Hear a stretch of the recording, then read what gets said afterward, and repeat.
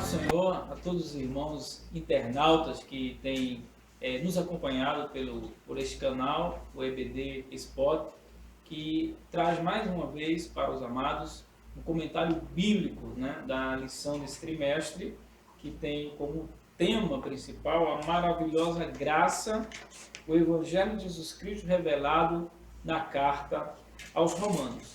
A lição de hoje, meus amados, é a lição número 3, que tem por título Justificação somente pela fé em Jesus Cristo. O nosso pastor, comentarista da lição, pastor José Gonçalves, né, estará trazendo esse comentário durante todo esse trimestre. Para comentar essa lição, nós estamos aqui novamente com o nosso amado irmão, adjunto da superintendência, Alexandre Galvão. A paz do Senhor, meu irmão. A paz do irmão. Amém. Graças a Deus. Graças a Deus. E também está conosco mais uma vez, né? Ele já esteve aqui em outra oportunidade, gravando no trimestre passado, o nosso professor, o nosso irmão Sérgio Limeira, que é professor da IBD ali em Palmar 1. Paz do Senhor, meu irmão. Paz do Senhor, meu irmão. Amém. Graças a Deus, né? Então, meus irmãos, esses são os irmãos que estará aqui conosco, fazendo um comentário sobre essa lição. Meus amados, a lição de hoje, né, ela tem como leitura bíblica em classe Romanos capítulo 4, versículos 17 a 22. Né? E também ele traz os seguintes pontos. Né? O comentarista, na introdução da lição, ele deixa bem claro, de forma bem clara, o que ele pretende com essa lição. Né? Quando ele elabora a lição, o que ele pretende. Então, ele diz aqui o seguinte na introdução: ó, para uma melhor compreensão deste tema, ele diz assim: é relevante a argumentação do apóstolo será dividida em 3 partes. Aí ele coloca as 3 partes. A primeira é a justificação manifestada, né? A segunda é a justificação contestada, e por último ele vai falar da justificação exemplificada. Então, nós iremos agora falar sobre a justificação. Primeiro, é importante a gente definir o que é que vem a ser justificação. Né? Eu irei iniciar aqui com o que diz o William MacDonald, né, sobre justificação. Ele diz assim, ele diz que nós chegamos aqui, né, no coração da carta aos Romanos. É o ponto, né, nervágico, né, da lição. Ele diz assim: de acordo com o Evangelho, como um Deus santo pode justificar os pecadores? Ele levanta logo essa questão. E aí ele diz: já que a justiça de Deus exige a morte do pecador, né, porque está lá em Gênesis, né, a sentença do Senhor, né, a orientação de Deus a Adão e a Eva, que quando eles comessem do fruto, se eles assim quisessem, morreriam, seriam mortos. A sentença é essa. Por isso que a Bíblia diz que o salário do pecado é a morte. Né? Então, a sentença... E aí eu quero trabalhar essa questão aí. Eu estava meditando sobre esse ponto e a gente sabe que quando... O que o homem... A dívida do homem para com Deus, a dívida do homem para com Deus, falando especificamente de Adão como representante da raça humana, né? Naquela questão da representação federativa, porque quando Adão peca, toda a humanidade vai sofrer a consequência do pecado de Adão. Ele infringe uma lei de Deus, né? Ele infringe uma lei de Deus, e as leis de Deus, irmão Alexandre, são eternas. Então, consequentemente, a consequência de uma infração de uma lei eterna é uma penalidade também eterna, não é? Por exemplo, nós falamos aqui como seres temporais, não é? Por exemplo, se o irmão for lá na loja, furtou, né, alguma coisa, ele vai pagar por aquilo que ele fez. Mas nós estamos falando numa perspectiva temporal. Haverá um tempo que ele vai pagar a sentença e depois acabou-se, né? Está livre, está quite, vamos dizer, com a justiça terrena. Mas com relação a transgredir uma lei que é eterna, porque ele transgride uma lei de Deus, que tem um caráter imutável e eterno, então a consequência desse pecado também é eterna. Eliel, licença, querido. Você fala esse exemplo, me faz lembrar a carta de Paulo a Filemon, né? Você também trata disso, de um escravo que ele cometeu um delito, e que Paulo traz essa analogia, ele assume toda a culpa, mas só que ele perdoa a figura de Onésimo, o escravo que causou o roubo, o furto a Filemon. Certo. Mas só que ele está trazendo essa ideia de alguém que cometeu um delito que está sendo perdoado, mas ele vai precisar também desse perdão através do apelo. Mas quem vai dar na regra do perdão vai ser o Filemon, não é isso? Isso. O Filemon que vai, mas segundo o apelo de Paulo, ele vai dizer, olha, ele errou, ele pecou, mas eu vou restituir. Acredita na minha conta. Acredita na minha conta. E Cristo fez, não só fez isso, ele não só tomou, mas ele outorgou nós como sendo inocentes. Ele comprou, ou seja, Deus decretou sobre ele a questão da liberdade por essa culpa. A sentença que foi sobre os ombros da humanidade, Deus fez, não, vou tirar e vou responsabilizar o meu Cristo. Ele vai representar todos vocês. Ok, então, bem colocado pelo irmão, então já que a justiça de Deus, ela exige a morte do pecador, o que acontece? O amor de Deus deseja a felicidade eterna desse... Eu costumo dizer que isso é o grande dilema, né, de Deus, né? O grande dilema, pelo menos se eu posso usar essa expressão, dilema em Deus. Mas é igual aquela história de uma senhora que chega para o pastor e diz assim, pastor, eu não consigo entender como é que um homem vive 70 anos, e nesses 70 anos ele vive uma vida de pecado, e Deus castiga ele eternamente. Porque são 70 anos tendo visto uma eternidade. Praticamente nada, é um milésimo de segundo comparado à eternidade. Como é que um homem peca 70 anos e vai sofrer uma eternidade? É que ele passou sabiamente e respondeu, senhora, o problema não é a quantidade de pecados que aquele homem cometeu e o tempo pelo qual ele passou pecando, mas o problema é porque ele pecou contra um Deus justo, né? Um Deus justo e que requer que sua justiça seja satisfeita. E como a justiça dele é de caráter eterno, pois ele é eterno, então por isso que o homem precisa sofrer eternamente no inferno, porque ele nunca vai conseguir pagar o dano que ele causou e a justiça que foi de alguma forma violada. Então quando a gente fala de justificação pela fé, né, a gente tem que entender esse conceito de justificação, e muito claro está na lição, dentro de uma perspectiva forense ou judicial, porque a ideia de pecado em si, ela é uma ideia forense. Pecado é transgressão de uma lei que foi estabelecida por Deus, seja de forma escrita, de forma oral, ou de forma impregnada no coração, na consciência do homem, conforme Paulo vai falar aqui aos Romanos sobre o caso dos gentios, que eles tinham a lei de Deus gravada em seus corações. Então, pecado é transgredir uma lei. Então, o pecado em si já é um conceito judicial, um conceito forense. E o homem, devido ao seu pecado, ele será condenado, ele sofrerá uma pena pelo seu erro. Tu falou de uma pena que seja paga de uma forma eterna, né? Sim. Por exemplo, o capítulo 6, versículo 23 de Romanos, Paulo diz que a morte é o salário, é a paga pelo pecado, ou seja, é o castigo infligido ao homem devido ao seu pecado. Contrapartida do dom gratuito é a vida eterna. É a vida eterna em Cristo Jesus. De certa forma, é gratuito, mas tem o seu valor, né? Gratuito porque não cobra nada ao homem por isso, mas graça para nós, né? Preço, né? E alto, né? Então a ideia de justificação, é bom a gente deixar claro, é um conceito forense. Que é o ato de declarar. É o ato de declarar e não de tornar. Isso acredito que vai ficar mais tarde no desenvolvimento da aula, né? Ok, então Paulo já trabalhou essa questão essa tese aí do pecado, né? Tipo, ele diz, olha, o pecado ele sobreveio a partir de Adão sobre todos os homens, independente de se ele é judeu, se ele é gentil, dependendo da classe dele, o homem, a humanidade ela é infligida. E foi o que nós estudamos na segunda lição. Exato. Justamente quando Paulo vai dizer que toda a humanidade está encerrada debaixo do pecado. Exato. Não é? Então, tanto o gentil quanto o judeu, eles são pecadores por natureza, já nascem debaixo da ira. Efésios capítulo 2 deixa isso muito evidente.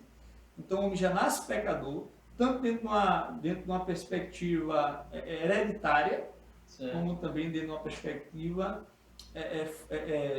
representativa, pois Adão corrupção, ele né? perpassa para a sua posteridade tanto a corrupção da natureza, como também a culpa do pecado original, pois ele estava lá no Éden nos representando. Então o pecado de Adão é o pecado de toda a sua posteridade. Aí o William MacDonald faz a seguinte questão, ele diz assim, tendo Paulo provado sua primeira tese da culpa da raça humana, ele defenderá outra tese, que é salvação é alcançada não por mérito humano, mas nem mediante as obras da lei, mas recebida, isso é interessante, recebida pela graça por meio de Cristo, não é? Pela graça por meio de Cristo. John Stott, quando ele vai falar de justificação, ele coloca a justificação em um tripé, né? Para ensinar o que é justificação. Porque muitas vezes alguns teólogos ou alguns estudantes, ou até alguns irmãos, confundem, irmão Alexandre, justificação com santificação, não é? E até mesmo com regeneração. Às vezes fazem um bolo só, uma salada e colocam, mas só que cada coisa tem o seu sentido. Então, John Stott vai dizer sobre a justificação, que é um ato divino, é um ato à parte, é um ato divino, de declarar o culpado, e o comentarista vai colocar aqui, um culpado que é inocentado.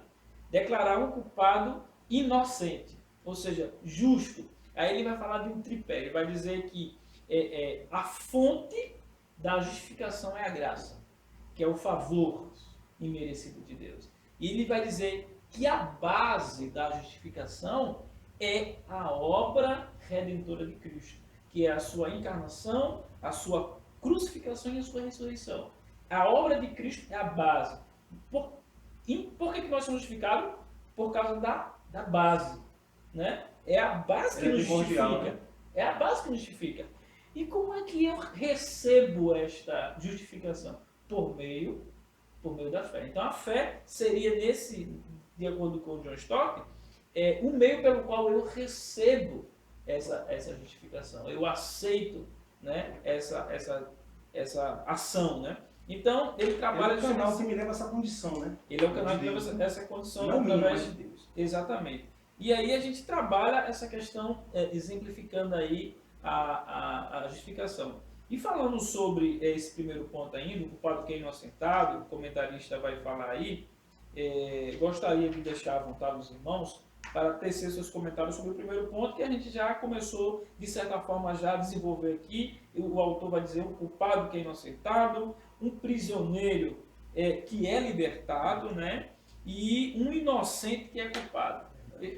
Eu quero deixar o nosso irmão, nosso visitante, nosso irmão Sérgio Limeira, à vontade, para trazer aí um comentário, uma síntese sobre esse primeiro ponto. Aí, fique à vontade. Queridos, me sinto honrado por estar aqui mais uma vez, junto com meus amados irmãos, para poder compartilhar de tanto conhecimento que esse trimestre nos traz, né? O Senhor tocou no coração de um grande homem, o nosso comentarista, José Gonçalves, homem habilitado na palavra do Senhor. Inclusive, ele deixa aqui, já no finalzinho do primeiro ponto, eu só vou fazer uma leitura em parte e pedir a colaboração dos meus irmãos sobre a interpretação melhor desse texto, né? Até antes havíamos debatido sobre esse assunto, mas é interessante, veja só, como ele coloca aqui.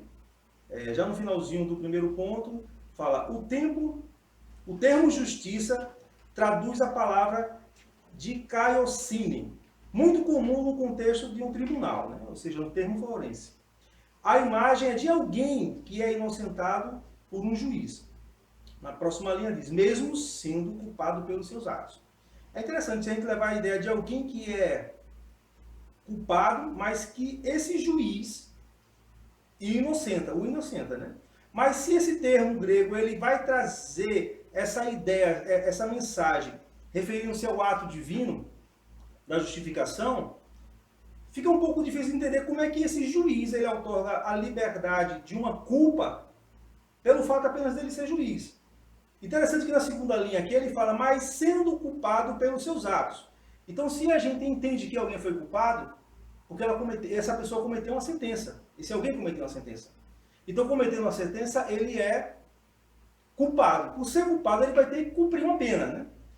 Só que diz que o juiz, ele decreta inocente.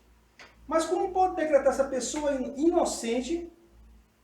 Se ela já é de quê? culpada. Se ela é culpada. O que que justifica isso? O que que existe um é. preço para ser pago. Quem irá pagar esse preço? É porque é o que eu estava dizendo, um grande dilema, né? Porque Deus, ele, na sua natureza, ele detém dois atributos, na verdade são muitos, mas dois atributos relevantes para a discussão da aula de hoje, é que Deus é justo, Isso. né? E Deus é amor. Ele é as Misericórdia. duas coisas, é misericórdia, Deus é amor, mas Deus é justo. E quando o homem é pecador, Deus, na sua justiça, ele não pode declarar o culpado inocente. É verdade. Se Deus é justo, ele declara o culpado, inocente. Ou seja, primeiro ele identifica uma culpa como um justo juiz para poder decretar, então, a sentença. E essa sentença, o que ele faz em seguida? Existe um preço para ser pago. Sim, claro. Eu costumo, até dizer em casa, eu costumo dar um exemplo. Por exemplo, tem um menino de 2 anos de idade, e meu menino, quando faz as peripécias dele, às vezes a gente faz de conta que não vê, pra gente não... Faz de conta que não viu, tá? Passa a mão por cima, né? Para a mãe não ver. Mas Deus não é assim. Deus é justo. Então, se o homem é culpado, Deus jamais vai declarar inocente. E agora, como é que fica o dilema? Porque na justificação a gente diz que Deus declara o culpado inocente. Deus declara o ímpio inocente. Não é como, mas como é que Deus pode fazer isso? Na base de quê? Então é justamente esse dilema. Deus quer salvar, mas não pode salvar porque o homem é pecador. E se o homem é pecador, a justiça dele diz que Deus tem que condená-lo ao inferno. Mas Deus quer salvar. Porque a lei justifica. Né? Eu fico imaginando se todos os teólogos do mundo se juntassem num conselho durante 10 anos, se eles chegariam à resolução desse dilema, né? Mas Deus chegou, né? Deus chegou. Graças a Deus, né? E a solução foi quando ele E qual foi a solução? A palavra é imputar, né? Qual é a solução? Imputar significa responsabilizar. Então, no grande júri forense, haveria a imagem do juiz, do réu, do banco dos réus, e a pena, o bater do martelo. Existiria um decreto, um veredito, uma sentença. A sentença foi proclamada. Então, daí por diante, vai ser cumprir a pena. O que esse justo juiz fez? Ele tem que ser justo, ele tem que fazer com que alguém cumpra essa pena. Então, ele imputou. A ideia de imputar significa você responsabilizar alguém. Então, ele pegou o Cristo, responsabilizou no lugar do réu. E é o terceiro subponto do primeiro ponto da lição. Porque se o primeiro ponto fala de um culpado que é inocentado, é o que a gente está dizendo, Deus declara o culpado inocente. Mas Deus não pode fazer isso arbitrariamente, porque ele é justo. E eu acho que o grande, e às vezes a gente fala das boas novas de salvação, mas eu dizer a um pecador de que Deus é justo, isso não é boa nova. Isso é uma péssima notícia. Isso é redundante. É péssima Se notícia. Deus é justo, eu estou no inferno. Se Deus é justo, o pecador está perdido. Não é? Mas a boa nova é o terceiro subponto da lição que diz o inocente que é culpado. Então Cristo, que era inocente, não é? E quando eu digo inocente, ele não tinha culpa, havia ausência de culpa. O sacrifício perfeito. Né? E ele era o cumpridor perfeito da lei. Cristo viveu toda a lei, ele cumpriu toda a lei.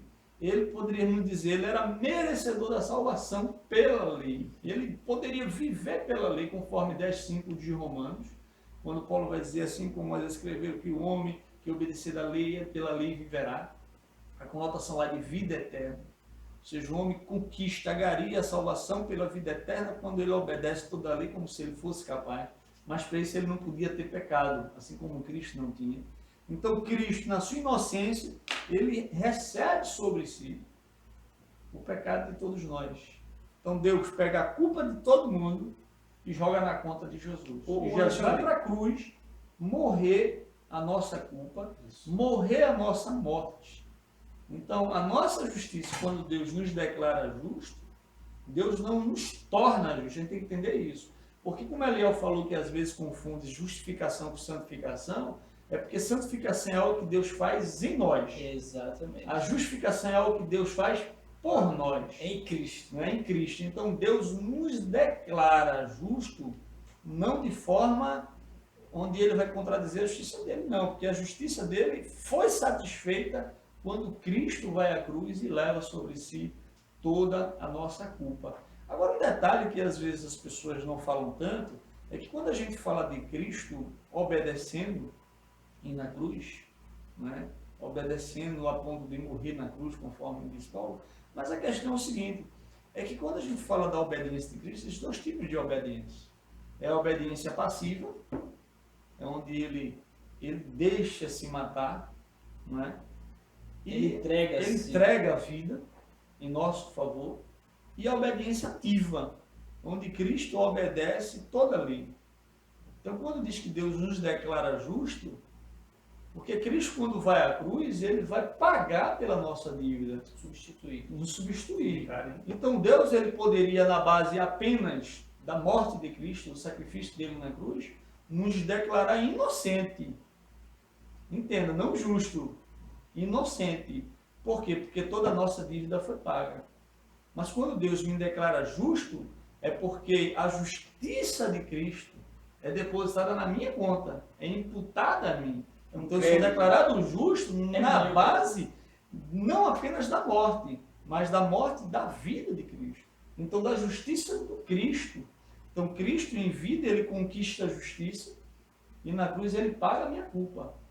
Então na cruz ele paga a minha culpa e quando eu creio a minha culpa é paga e a justiça da vida dele é depositada na minha conta. É interessante a tua posição, que a gente cruza um paralelo com o Antigo Testamento, naquela diálogo entre Abraão e Deus, e quando Deus procura um justo sequer em Sodoma e Gomorra para que pudesse ser revogada aquela sentença, né?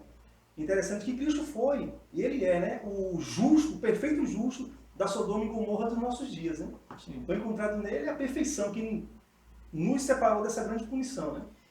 É interessante essa questão, o irmão Alexandre colocou bem essa posição de que não apenas inocentado, mas declarado justo. Declarado justo.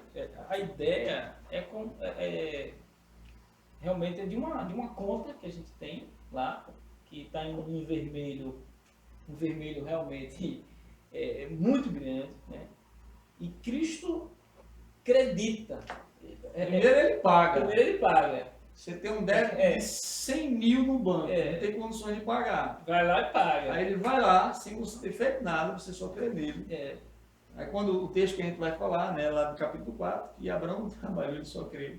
Ele vai lá, quanto é que ele deve? 100 mil reais, tá aqui, paguei. Ele deve alguma coisa, deve mais nada. Está quitado. Ele tem crédito? Tem não. Eu vou depositar crédito na conta dele. Para a minha justiça. Exatamente. Então a ideia é essa. Essa justiça, ela não te deixa inerte sobre as coisas que você vai receber como herança, mas justifica, dá a você um padrão, uma qualidade que antes tu não tinha, que te faz ser herdeiro daquilo que é justificado para a eternidade. Né? Exato. E a ideia realmente é essa.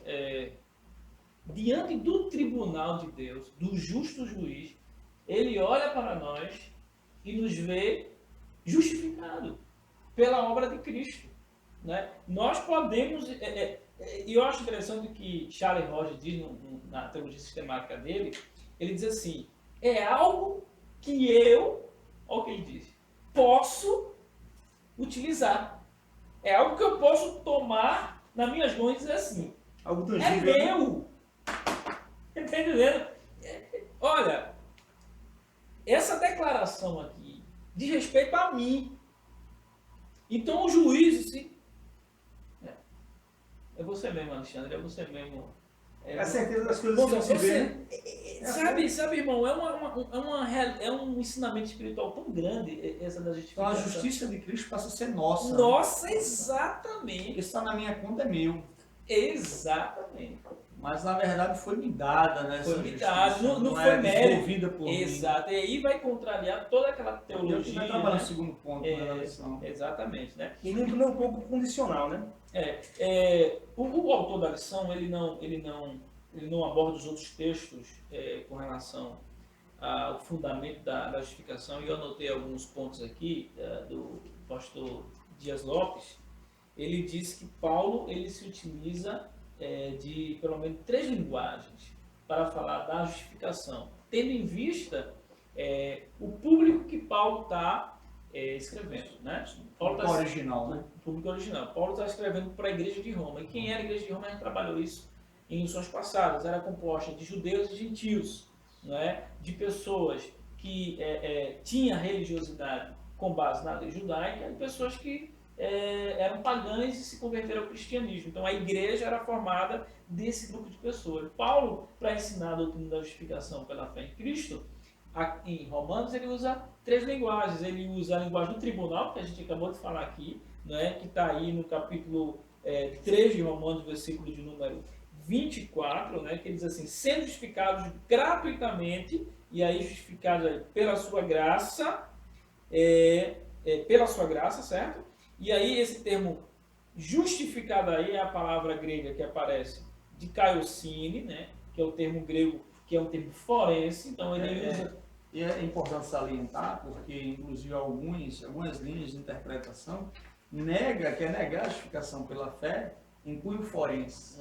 Mas é bom salientar que a questão de a palavra em si não é questão de interpretação, é questão de gramática. De gramática, A palavra em si, na sua gramática, ela tem uma conotação forense. Exatamente. Não é uma questão de interpretação. Porque eu digo, não, isso é questão de interpretação, essa linha forense. Não, é a palavra em si na sua gramática. Exatamente. E aí ele usa a segunda palavra, que é a palavra, ainda no versículo 24, redenção, pela redenção. E aí ele usa uma linguagem de mercado de escravos, né? Aquela ideia de resgatar os escravos através do pagamento de um preço. E Cristo fez isso, não é? E aí ele... Um alto preço. Um preço muito alto, né?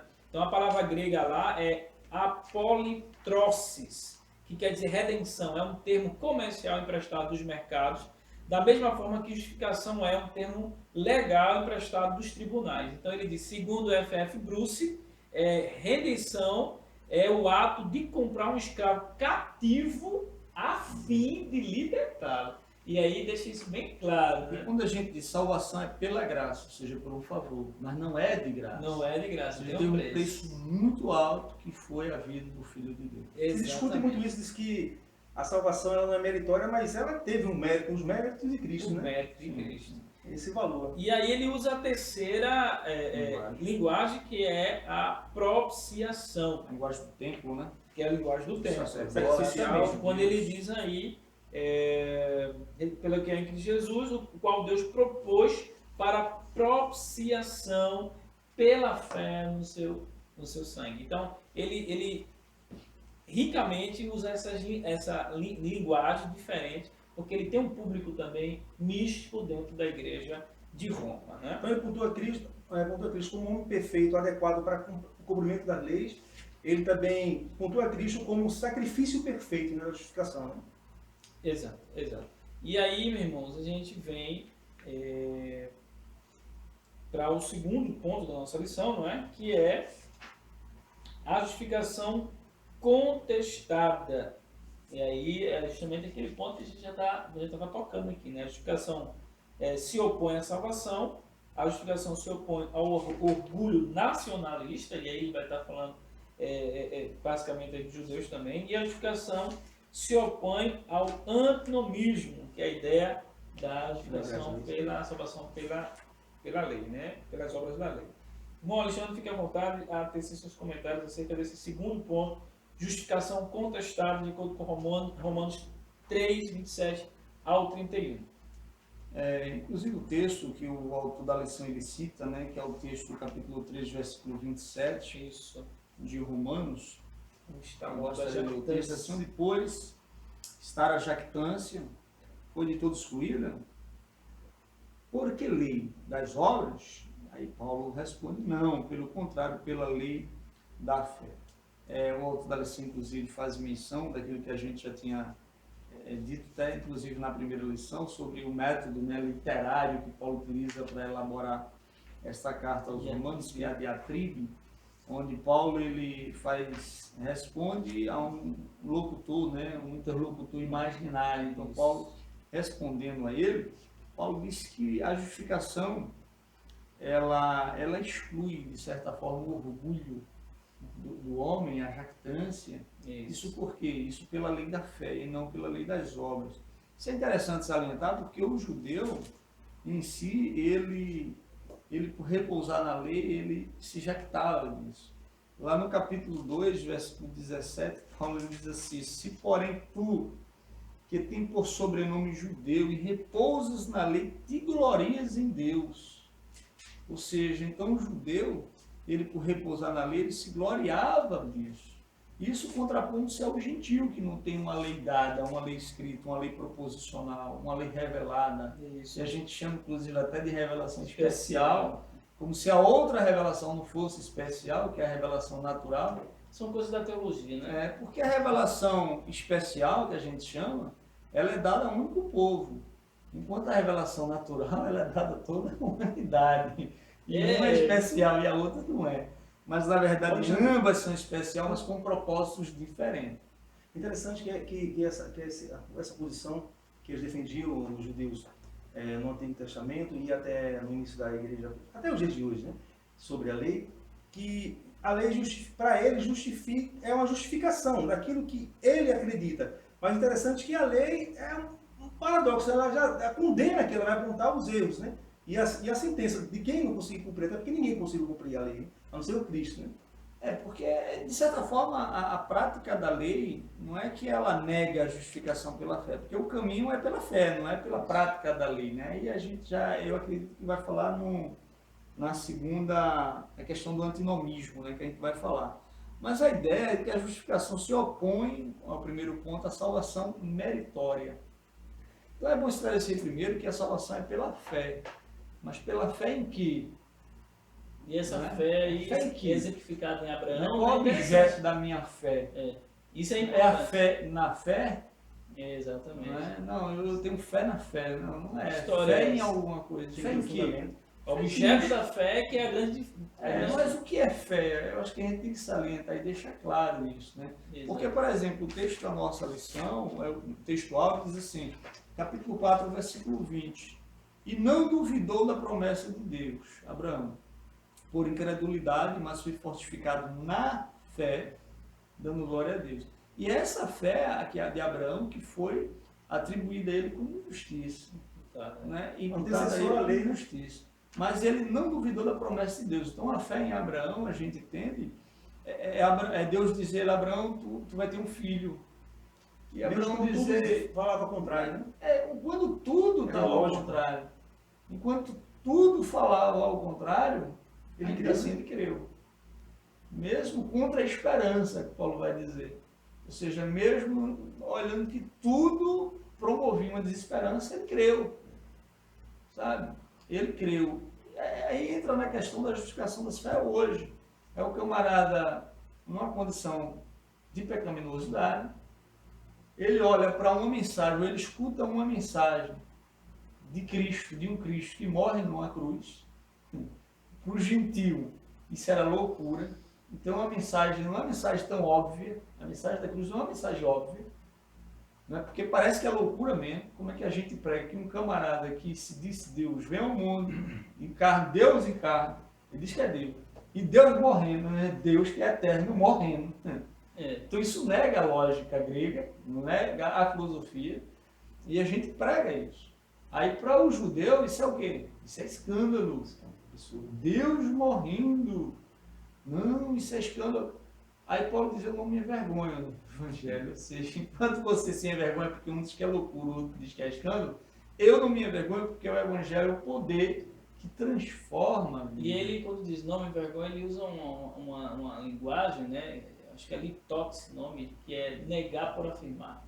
Então, não me envergonhe, na verdade está dizendo, me orgulho. Eu me orgulho do Evangelho, né? E contrapõe, viu, Alexandre? Contrapõe o orgulho do judeu na lei. A expressão de Paulo contrapõe esse orgulho. Então, o judeu se orgulhava da lei, no entanto, a lei não tinha poder para salvar. Exatamente. Interessante, e só aquele texto que o senhor leu mais agora, foi Romanos 3, foi 2,17? Porém, tem sobrenome judeu. A palavra aí, repousas Na lei, glorias em Deus. Pronto, o termo grego, eu estava dando uma olhadinha aqui, é epanapalmai, que quer dizer permanecer. tu permaneces. E aí ele também diz, no sentido figurado, é confiar, permanecer em, ou apegar-se de forma muito apropriada. E o verbo está na voz média. E quando o verbo grego está na voz média, Sérgio, significa dizer que quem pratica a ação tem a intenção. Então, quando o judeu se orgulha na lei, ou se repousa na lei, na verdade, a intenção dele é única e exclusiva essa. Ou seja, a lei para ele é como se fosse a tábua de salvação. Exatamente. É o conforto dele, é a tábua de salvação. É a tábua de salvação. Eles não entenderam o propósito da lei ter sido dada. Isso. Paulo diz em Gálatas 3 que a lei ela foi dada como um aio, ela serve-nos como um aio, para nos conduzir até Cristo. Isso. Ponta Né? para Cristo. O aio, quem era o aio? O aio, dentro do contexto que Paulo escreve, era um servo que conduzia o filho, ou conduzia as crianças ao caminho certo. O caminho é esse aqui. O caminho da verdade é esse. E a lei, ela apontava o caminho até Cristo. Mas o judeu pegava a lei como tábua de salvação, enquanto a tábua de salvação era Cristo. O Alexandre, quando você fala que a lei apontava o caminho até Cristo, na historicidade, né, que leva até Cristo, interessante que tudo que relata sobre Cristo, a gente, claro, tem todo o Testamento, os profetas falando, mas o ápice do Cristo foi no Novo Testamento, né? Então, através dos evangelhos, a palavra no Novo Testamento, né? Já é uma ideia de jurídica, que você... Não é que Cristo, Deus vai instituir a lei, ou seja, dentro já no terceiro ponto ele fala sobre o antinomismo, não é tirar os valores ou desprezar a lei, mas que terá um Novo Testamento, ou seja, eu tenho meus filhos, eu quando morrer, vou deixar para eles uma herança, e essa herança só vai passar para ele mediante a lei, mas o que vai dar direito a ele mediante a lei? O testamento que eu deixar, então. O Senhor Jesus, ele cumpriu as leis, ele fez um novo testamento para não só dar mais valor e importância, mas fazer com que essas leis fossem cumpridas em si mesmo, para que esse novo testamento contemplasse muitas pessoas, né? Interessante, eu faleci hoje, meus filhos precisam da minha herança, mas para que eles tenham em mãos esse direito, ele tem que ter esse Novo Testamento. Então Cristo fez isso, né? Ele transpassou de uma era da lei para esse Novo Testamento, onde ele mesmo dá esse direito para um povo que antes não era visto como titulares perfeitos para receber essa herança, até porque a lei apontava um povo escolhido, né? Um povo que tinha essa característica, o povo escolhido, o povo judeu, o povo hebreu, e agora é aberto para os gentios e para toda a humanidade. Né? E aí vem da funcionalidade do povo de Israel, né? Que seria bendito a todas as nações. Eu acho que a gente só tem que ter um cuidado, né, quando a gente fala assim, porque, por exemplo, dentro de uma linha dispensacionalista, a gente vai dizer que o Antigo Testamento era o contexto da lei, era a dispensação da lei. E o Novo Testamento é a dispensação da graça. Quando, na verdade, é preferível dizer que o Antigo Testamento era a dispensação da lei e o Novo Testamento é a dispensação da igreja. Porque graça já havia, é verdade. Então, a salvação do Antigo Testamento também era pela fé. Fé em quê? Se o Cristo ainda não morreu? Era fé no Cristo que viria morrer. O Cristo, assim como eu creio no Cristo que morreu, eles criam no Cristo que morreria. Então, voltando à questão da lição, é que a justificação dentro de um cunho forense, onde Deus os declara justos na base da justiça de seu Filho e não na base da nossa justiça, então essa doutrina ela nega por completo a justificação meritória ou a salvação meritória. Então, o católico ou qualquer outro grupo que defenda de que a salvação ela é por obras, por mérito humano, isso é estranho nas Escrituras. Em lugar nenhum, seja no Antigo ou no Novo Testamento, a Bíblia ensina uma salvação por mérito. O mérito humano, porque o mérito é de Cristo. Eu sou salvo pelo mérito de outro e não pelo meu mérito. Citando aqui John Stott, para corroborar essas colocações dos irmãos, John Stott expõe as três implicações da doutrina da justificação pela fé. Primeiro, ela humilha, ele diz assim, primeiro ela humilha os pecadores, a lei. Primeiro ela humilha os pecadores, vocês não são capazes de cumprir.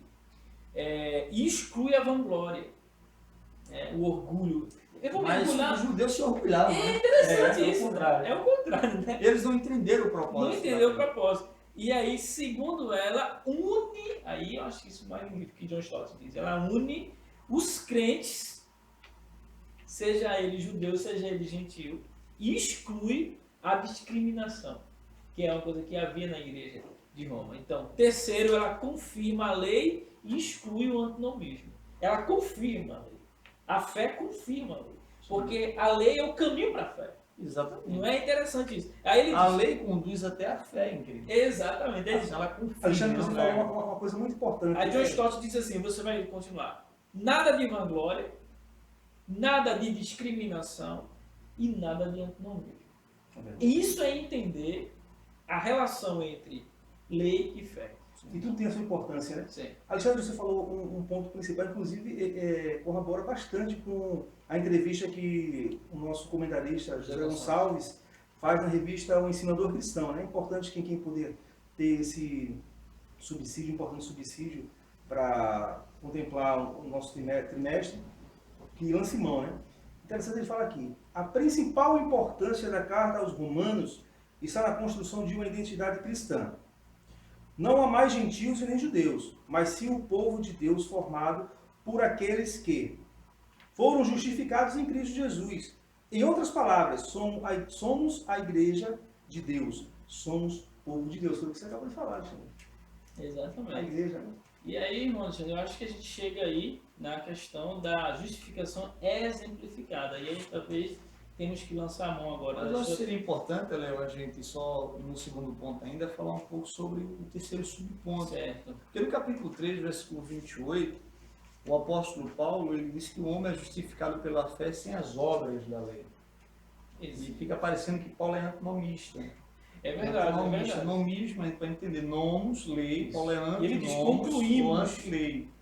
Então é como se Paulo estivesse dizendo assim, tendo em vista que nós somos justificados pela fé, sem as obras da lei, então a gente não precisa mais da lei. A gente já tem a fé, então deixa a lei E pra parece lá. que e isso é importante eu falar agora, por isso que a gente poderia deixar passar isso aí, porque alguns vão até entender que há um contraponto de Tiago, né?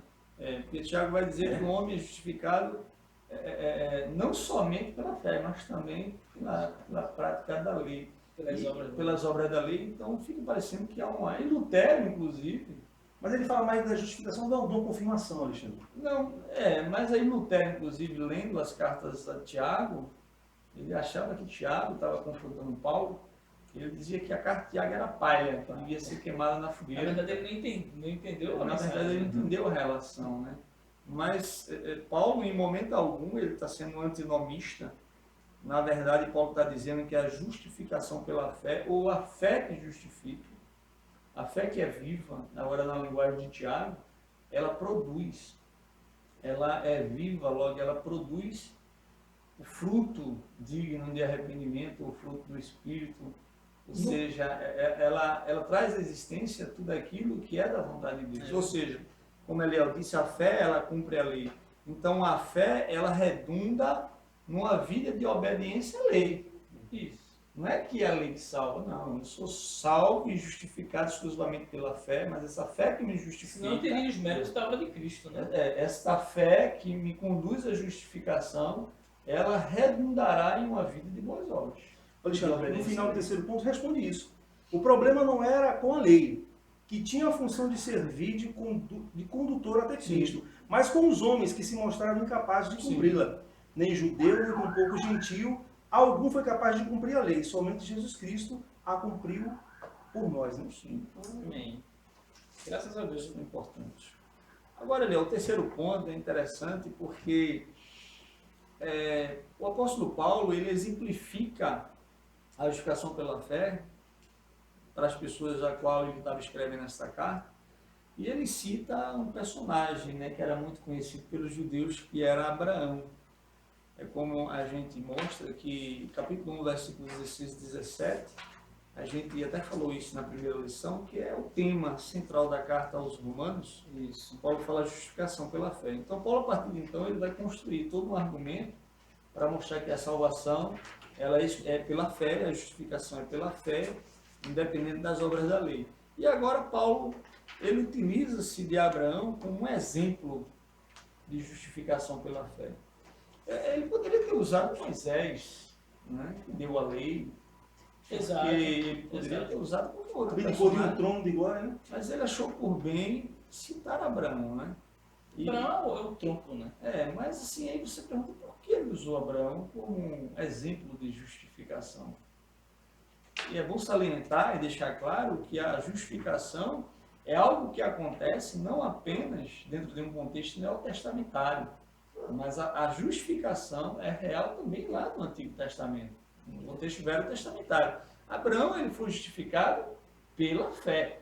Detalhe, o judeu, quando Paulo escreve ao judeu, o judeu ele se orgulhava por ser judeu, por ter a lei e achava que a justiça dele vinha da prática da lei. Exato. Paulo não é pela fé. Aí Paulo cita Abraão. Por quê? Porque Abraão ele viveu 500 anos antes da lei. Exato. E como é que então Abraão foi justificado pela fé, se na época Abraão nem lei tinha? Pela lei, no caso, né?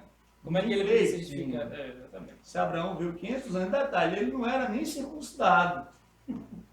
Poderia dizer, hoje ele não era nem batizado. E ele foi justificado.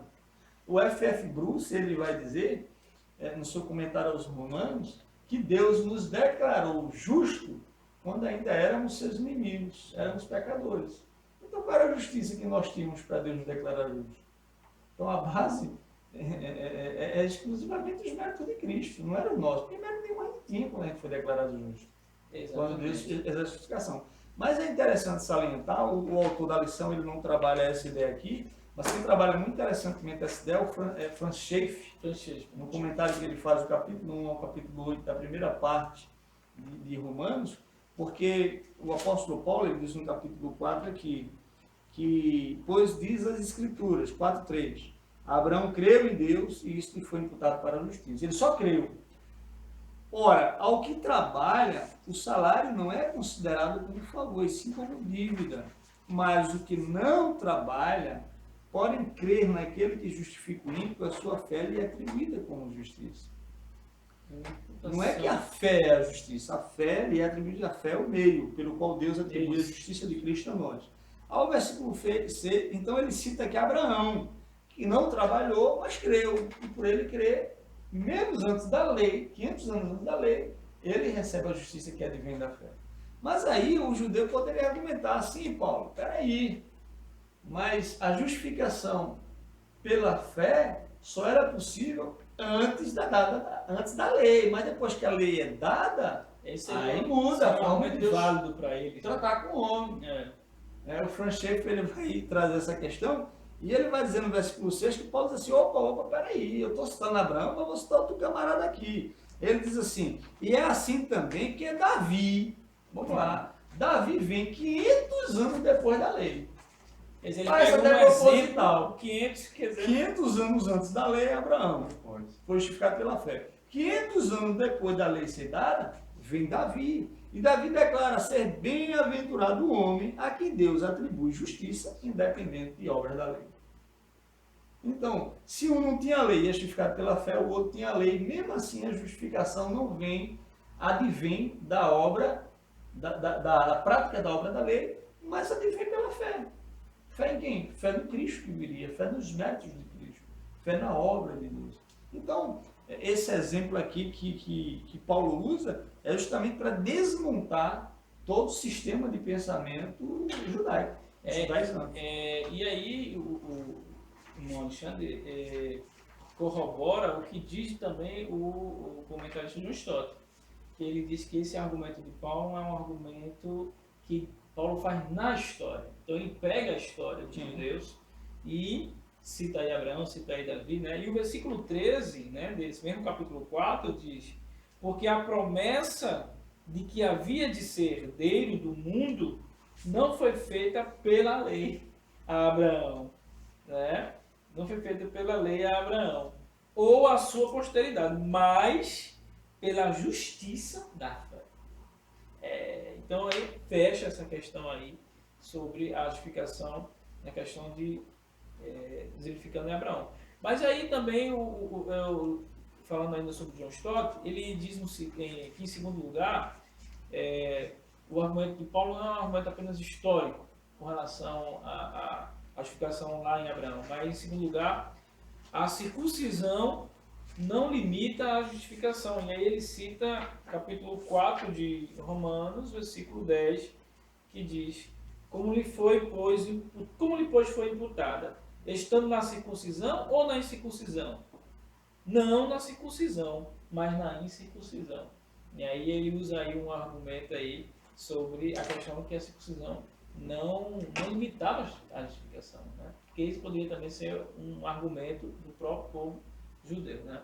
E aí ele diz assim: se Abraão foi justificado estando ainda incircunciso, então, como você falou, o judeu não poderia usar esse argumento. Não é condicional. Não é condicional a circuncisão, né? E aí ele diz: logo a justificação não depende da circuncisão. Assim os gentios incircuncisos podem ser também justificados tanto quanto os judeus que são circuncisos. Por isso que Paulo diz: nem a circuncisão, nem a incircuncisão. E isso causou muita discussão na igreja primitiva. Na igreja primitiva, discussão também com próprio Tiago, né? Então Abraão é o pai de todos os crentes, independente de serem ou não circuncidados. E aí ele cita John Murray, pastor de Lopes, dizendo que com razão diz que a circuncisão não é um obstáculo nem um fator determinante. A circuncisão não é um fator que contribui para que nós nos tornemos filhos de Abraão, né? E aí ele diz: todos que são da fé, e só estes que são filhos de Abraão. Então ele tira totalmente essa questão aí da própria questão da aliança, né, judaica, né, de Deus com os judeus, para que a gente possa se tornar filho de Abraão pela fé, porque Abraão foi, como a gente diz, o pai da fé. O pai da fé. Né? Irmão, fica à vontade, irmão Sérgio, também fazer esse comentário aí. Eu sei que o irmão estudou e viu algo a mais sobre essa questão da Abraão justificado pela fé e não pela lei. Abraão, na verdade, ele foi esse grande exemplo, né? O interessante é que Abraão, ele é como se pudesse dizer, o irmão já falou como exemplo as tábuas, né? A grande segurança do povo judeu, aquilo que era tangível, palpável, a certeza, a segurança. Interessante que ele botava esse crédito, esse marco sobre a historicidade e a vida de Abraão, o seu testemunho de fé, né? Mas quem foi na realidade Abraão? Homem, falível, humano, suscetível ao pecado. Agora Cristo foi e é o nosso maior referencial da graça. Ele foi o sacrifício perfeito, ele é o sacrifício perfeito. Ele foi o homem perfeito e cumpriu todos os critérios da lei. Interessante, essa mesma lei que faz todos iguais, né? Pelo seu sentido forense, que a lei ela vem demonstrar mais uma sentença daqueles que são culpados. Então todos são culpados, né? Então judeus ou gentios, todos são iguais, né? Diante da lei. E Cristo veio ser exatamente esse nosso orgulho, essa nossa certeza, ou seja, esse algo nosso que é tangível. Na praticidade dos nossos dias, Cristo é o nosso Abraão, né? Ou seja, o nosso orgulho, a nossa segurança. Só que diferente, como eu acabei de dizer, tudo que era mérito a Abraão é falível, em Cristo é eterno. Muito bem colocado. Ainda concluindo aí, a gente agora vai concluir, eu quero citar ainda o William Hendricks. Eu acho interessante quando ele faz essa questão da circuncisão, ainda sobre a circuncisão, ele diz o seguinte, que a circuncisão é um sinal, né? A circuncisão é um sinal da aliança de Deus com Israel. Aí ele diz assim: na antiga dispensação, os sangrentos da circuncisão e Páscoa, na nova, os não sangrentos do batismo e da ceia do Senhor. Achei interessante. O batismo e a ceia é a circuncisão e a Páscoa e as novas roupas, né? A nova roupagem, né? Eu achei muito bem colocado aqui. Então, eu poderia transliterar para hoje dizendo que não é porque eu me digo crente e batizado que eu sou salvo. Exatamente. E aí, Eu sou judeu e sou circuncidado, né? Eu sou crente e sou batizado, ou seja, é a mesma linguagem. aí ele diz, não afetou a justificação. Não afetou a justificação. Aí ele diz, entretanto, significa e cela. Mas ele diz, da mesma forma, o arco-íris não salva a humanidade de um dilúvio. Ele diz. Por isso que o ladrão da cruz precisou do batismo, né? Para ser justificado e salvo, né? Aí ele diz, mas significa e sela a promessa de Deus que jamais afogará novamente a raça humana no dilúvio. O anel nupcial não traz bênçãos aos casados, mas proclama o compromisso de fidelidade dos cônjuges. Achei. Ou seja, é algo memorável, né? Para trazer. É memorável, justamente. Irmãos, estamos chegando ao final, graças a Deus, de mais um comentário. Espero que os irmãos tenham adquirido, né, mais um subsídio para a elaboração da lição para o ensinamento no domingo pela manhã. Eu quero deixar aqui com os amados irmãos as suas considerações finais. Queremos começar aqui com o nosso irmão Sérgio Limeira. Ele trará as suas considerações e estaremos logo encerrando o programa. Em nome de Jesus. Irmão Sérgio. Pois bem, amados, muito feliz por chegar ao término desse trabalho. Sabemos que grande foi a valia de todo esse trabalho, né? A funcionalidade, o carinho que vocês têm em acessar o nosso canal e até divulgá-lo e também se inscrever, né, em nosso canal, até porque divulgar uma obra que é para todos, no benefício do conhecimento da palavra de Deus, é bastante edificador. Eu vou deixar para o pensamento dos irmãos a seguinte mensagem, inclusive foi uma mensagem que eu estou aqui copiando do ensinador cristão, né? Vamos lá. Uma mensagem de John Wesley, né, que fala: não faça o mal, faça o bem e permaneça no amor de Deus. Interessante que John Wesley certamente deve ter tirado essa expressão do apóstolo Paulo, né, que fala: maldito homem que sou, que o bem que eu quero fazer eu não faço, mas o mal que eu não quero fazer já tenho feito, né? Então ele diz, né, reforçando: façam o bem, não façam o mal e permaneçam no amor de Deus. Que Deus vos abençoe ricamente e se debruce no livro de Romanos, que esse trimestre promete grande conhecimento da palavra de Deus. Deus vos abençoe. Amém. Obrigado, irmão. Obrigado, meu irmão. Sérgio, irmão Alexandre.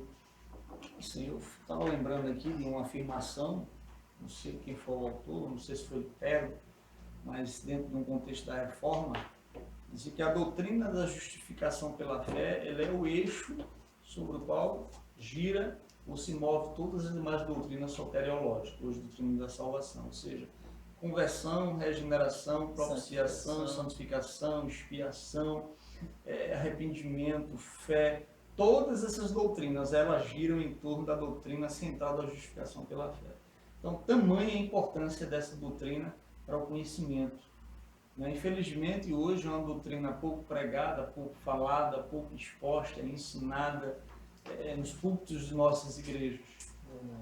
Martinho Lutero, ele até então monge católico, vivia atormentando-se, porque ele queria satisfazer a justiça de um Deus justo, mas ele sempre estava aquém daquela exigência.